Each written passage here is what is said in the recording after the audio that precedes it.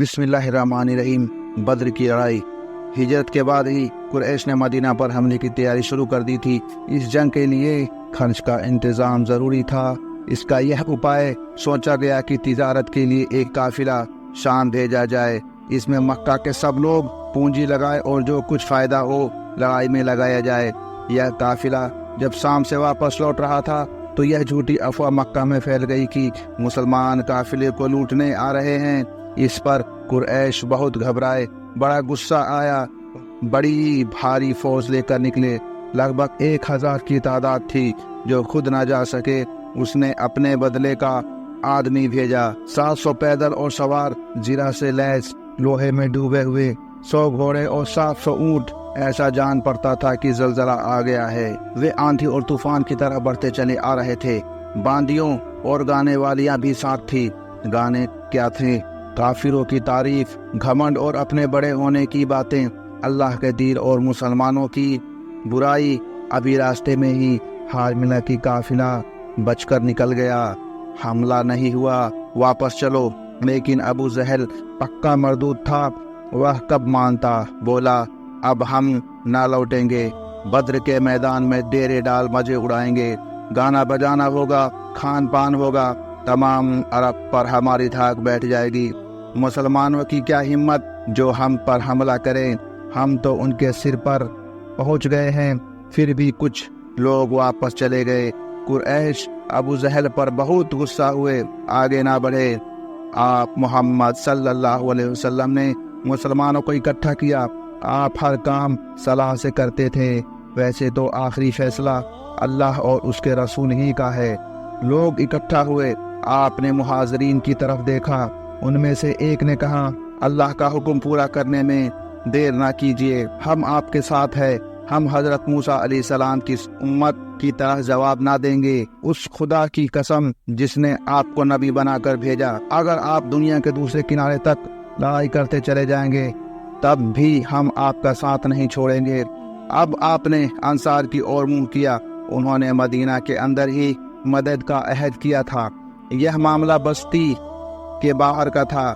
سعد بن معاذ انصاری اٹھے۔ انہوں نے کہا، اے اللہ کے رسول، آپ پر درود اور سلام۔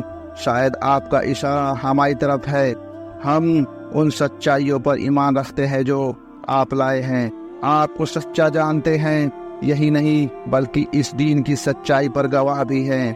آپ کے حکم کے مطابق چلنا ہمارا مذہبی فرض ہے۔ آپ کا جو ارادہ ہو کر گزریے، ہم آپ کے ساتھ ہیں۔ آپ ہمیں سمندر میں کودنے کا بھی حکم دیں گے تو ہمیں اعتراض نہ ہوگا۔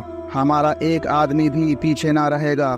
ہم دشمن کا سامنا کرنے سے نہیں گھبراتے، ہم جم کر لڑنے والے ہیں۔ ہمارا وار جھوٹا نہیں ہوتا۔ شاید اللہ ہماری طرف سے وہ کام آپ کو دکھلا دے جس سے آپ کی آنکھوں کو ٹھنڈک پہنچے۔ اللہ کی برکت آپ کے قدموں میں ہے، کوچ کرنے کا ارادہ کیجیے۔ آپ یہ سن کر بہت خوش ہوئے۔ پھر کہا، اچھا چلو، اللہ نے مجھ سے عہد کیا ہے۔ کافروں کی تباہی کا منظر اپنی آنکھوں سے دیکھ رہا ہوں۔ بدر کے میدان میں آخری کنارے پر قریش کی فوج آ کر ٹھہری ہے۔ اس نے پانی پر قبضہ جما لیا ہے۔ مسلمان جس حصے میں تھے وہاں یہ حال تھا کہ ریت میں پاؤں دھستے تھے، چلنا مشکل تھا۔ اللہ کی مہربانی سے پانی برس گیا۔ اب کیا تھا، پانی ہی پانی ہو گیا۔ لوگوں نے حوض بنا لیے، وضو کے لیے یا پینے کے لیے پانی کی کمی نہیں رہی۔ زمین سخت ہو گئی، آسانی سے ادھر ادھر چل سکتے تھے۔ کافر پریشانی میں پڑ گئے، چلتے تو پاؤں پھسلتا۔ شروعات اچھی تھی، انجام خراب ہوا۔ رات پر کافروں نے جشن منایا، گانے سنے، شراب پی۔ سمجھتے تھے کہ ہمارے فوج کے آگے یہ مسلمان کیا ٹکیں گے۔ طاقت کے نشے میں چور تھے۔ آپ نے پیدا کرنے والے اور مالک کو بھول گئے تھے۔ دوسری اور اللہ کا سچا پیغمبر اللہ کے آگے سجدے میں پڑا تھا، اسے پکار رہا تھا، اے زندہ و قائم خدا، اے زندہ و قائم خدا۔ اسی حال میں سویرا ہو گیا۔ آپ نے ساری رات اپنے مالک کے دربار میں گر گڑا کر دعائیں مانگ کر آنکھوں میں کاٹ دی۔ سویرا ہوا، ساتھیوں کو نماز کے لیے اکٹھا کیا، نماز پڑھی، لوگوں کو اللہ کی راہ میں جان دینے کی اہمیت بتائی۔ یہ لڑائی ملک اور دولت کے لیے نہیں، خاندان، قبیلے اور اپنی بڑائی جتانے کے لیے نہیں، یہ لڑائی حق کے لیے ہے۔ حق کے لیے جان دینا مردوں کا کام ہے۔ حضرت سعد بن معاذ انصاری نے ایک اونچی سی چھایا والی جگہ بنا دی تھی۔ یہاں سے آپ پورے میدان کو دیکھ سکتے تھے۔ یہاں سے لڑائی کے بیچ ساتھیوں کو حکم دیتے رہے۔ ایسی اونچی سی جگہ کو عربی زبان میں عریش کہتے ہیں۔ جہاں آج کل بدر کی مسجد بنی ہوئی ہے، اسی کے قریب یہ عریش تھا۔ عرب کے جنگی قاعدے کے مطابق پہلے ایک ایک کر کے لڑائی شروع ہوئی اور پھر تھوڑی دیر میں ایک فوج دوسرے سے گھت گئی۔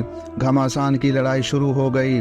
10 رمضان 13 مارچ سن 625 عیسوی سوموار کو صبح ہی لڑائی شروع ہوئی اور دوپہر نہیں ہونے پائی کہ قریش کی پوری سینا تتر بتر ہو گئی۔ دشمنوں کے بڑے بڑے سردار مارے گئے۔ ابو جہل، عتبہ، شیبہ سبھی کھیت رہے۔ لگ بھگ 70 آدمی مارے گئے۔ اتنے ہی بندی ہوئے۔ جو بچ گئے وہ سر پر پاؤں رکھ کر بھاگے، مڑ کر نہ دیکھا کہ ساتھی کس حال میں ہے۔ لڑائی ختم ہونے کے بعد آپ نے لاشوں کے دفن کرنے کا انتظام کیا۔ مسلمانوں کی لاشیں کم تھی، انہیں ریت میں دفن کر دیا گیا۔ دشمن بہت سارے مارے گئے تھے، ان کی لاشیں ایک گڈھے میں دبا دی گئی۔ لڑائی میں آپ کا یہی قاعدہ تھا۔ مدینے پہنچ کر قیدیوں کو سب مسلمانوں پر بانٹ دیا گیا۔ آپ نے ہدایت دی کہ ان کے ساتھ اچھا برتاؤ کرنا۔ اس رات سب قیدی اکٹھے ہی تھے، ابھی بانٹے نہیں گئے تھے۔ آپ کے چچا عباس بھی قیدی ہو کر آئے تھے۔ انہیں کسی نے بہت کس کر باندھا تھا، بندھن کے درد سے وہ کراہ رہے تھے۔ ان کی آواز سن کر آپ کو نیند نہیں آئی۔ رات بیتنے تک آپ جاگتے رہے۔ کسی سے پوچھا کہ کون کراہ رہا ہے؟ بتایا چچا کراہ رہے ہیں، انہیں درد ہے۔ انہوں نے جا کر بندھن ڈھیلے کر دیے۔ آپ نے کہا تو سب کی گرہیں ایک جیسی کر دو۔ قیدیوں میں سے ابو عزیر نام کا ایک شخص انصاری خاندان کے حصے میں پڑا۔ وہ اپنا حال کہتا ہے، ان لوگوں کو نبی کے حکم کا اتنا دھیان رہتا تھا کہ سویرے کا کھانا ہو یا رات کا مجھے روٹی کھلاتے اور خود کھجورے کھاتے۔ روٹی کا چھوٹا سا ٹکڑا بھی مل جاتا تو لے کر میرے پاس دوڑے آتے۔ میں 1000 انکار کرتا لیکن وہ نہ مانتے۔ ان قیدیوں کو بعد میں بدلے کی رقم لے کر چھوڑ دیا گیا۔ کچھ لوگ رقم ادا نہ کر سکے، ان کے لیے یہ آسانی دے دی کہ 10 مسلمانوں کو لکھنا سکھا دے تو چھوڑ دیا جائے گا۔ دوستو، اس کا اگلا پارٹ 7 جو بہت جلد اپلوڈ کیا جائے گا، جس کا ٹاپک ہوگا احد کی لڑائی۔ اپنا بہت خیال رکھیں اور نماز ضرور قائم کریں، کیونکہ یہ اللہ کے نبی محمد صلی اللہ علیہ وسلم کی آنکھوں کی ٹھنڈک ہے۔ ویڈیو پسند آئے تو لائک کریں، کمنٹ کریں، شیئر اور سبسکرائب کرنا بالکل نہ بھولیں۔ السلام علیکم ورحمۃ اللہ وبرکاتہ۔